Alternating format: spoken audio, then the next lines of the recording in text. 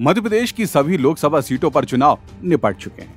अब सवाल है तो सिर्फ इतना कि भाजपा जीत का रिकॉर्ड बनाती है या फिर कांग्रेस चौंका जाती है। सवाल तो शिवराज सिंह चौहान की भूमिका और उनकी सियासी विरासत को लेकर भी है।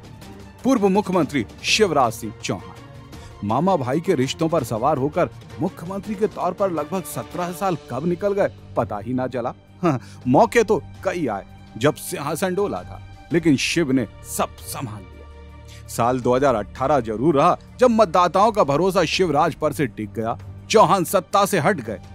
लेकिन कहते हैं ना, किस्मत मेहरबान हो तो सब कुछ आसान हो जाता है। शिवराज की किस्मत ने पलटा मारा कि मार्च 2020 में एक बार फिर हालातों के चलते सीएम की कुर्सी हाथों में आ लगी। वक्त बदलता ही है। साल 2024 ने भी शिवराज की राह को बदल दिया। शिवराज ने विराम लिया और मोहन राज के सूर्य ने चमकना शुरू कर दिया। बेमन से हटे शिवराज को मुख्य धारा से हाशिए पर पहुंचना काफी साल हुआ। बयानों और एक्शन ने कई बार चुगली भी कर दी कि जो हुआ वो तो होना ही था, लेकिन जिस तरह से हुआ वो शायद ठीक ना था। खैर, शिव ने थमना कहां सीखा है। अपनी सक्रियता को पार्टी की सक्रियता के समानांतर बनाए रखा। तय था कि मुखिया की कुर्सी से हटाए या फिर हटने के बाद शिव अपने मंदिर यानी कि मध्य प्रदेश से भी दूर किए जाएंगे।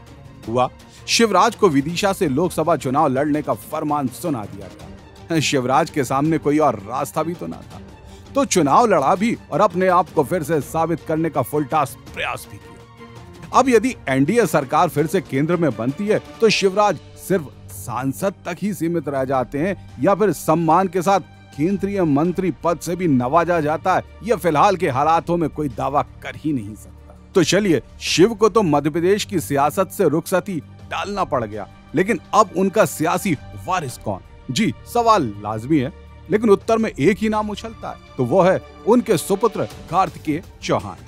कार्तिकेय लंबे वक्त से न सिर्फ अपने पिता के कामकाज को पर्दे के पीछे से देख रहे थे, बल्कि खुद भी अपनी व्यक्तिगत जमीन मजबूत करने में जुटे। युवा हैं और सहज सरल भी। शिव द्वारा विधायकी छोड़ने के बाद बुधनी से कार्तिकेय अपनी उम्मीदवारी का दावा ठोंक सकते हैं। बाकी सारे समीकरण तो कार्तिकेय के पक्ष में ही होंगे, लेकिन पार्टी द्वारा तय किया गया परिवारवाद का फंडा आड़े आ सकता है। शिवराज हर संभव कोशिश करेंगे कि उनका मध्य प्रदेश से प्रॉपर पॉलिटिकल कनेक्शन बना रहे। ऐसे में कार्तिकेय की सक्रिय राजनीति में जिम्मेदार भूमिका अति आवश्यक होगी। तो चलिए, मानिए कि शिवराज को केंद्रीय मंत्री बना दिया गया, तो शायद फिर पुत्र को दरकिनार किया जा सकता है। ऐसे में शिवराज की मध्य प्रदेश में सियासी जमीन और बुधनी विधानसभा का उत्तराधिकारी कौन होगा? वाकई ये एक पहेली ही है और उपचुनाव तक शायद बरकरार ही रहे।